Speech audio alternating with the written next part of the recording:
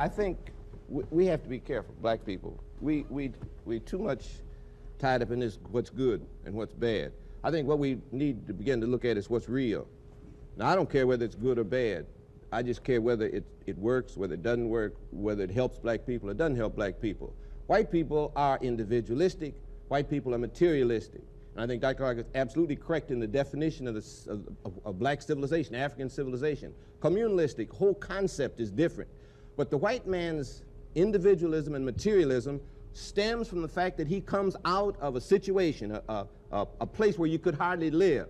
You know, the barren land where you could hardly grow, no resources, where they had to fight each other just to keep alive, and where each person had to try to steal all he could to keep somebody else from getting it so he could stay alive. Now that builds individualism and materialism. Now he didn't have much in the way of materialism, but he had the need, the desire, so he built ships, he built guns, everything in order to take something from somebody else. Now you got to realize that the black man came up in a wholly different kind of environment, where there was everything that a person needed. They didn't have to cheat and lie and steal to get enough to eat. Enough to eat was everywhere. Nobody had to take from somebody else.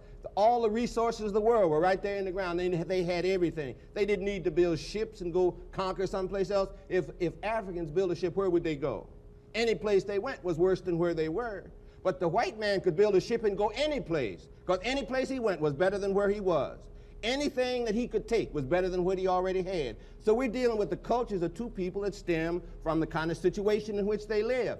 Black people today are trying to be individualistic and materialistic because we are now in a slave culture. The white man has dominated us so completely, we try to accept his values. What we've got to do is reject his values, go back and accept the old values that come from Africa, our own historic black values, and have a black value system that we put in opposition to the white man's materialism and individualism.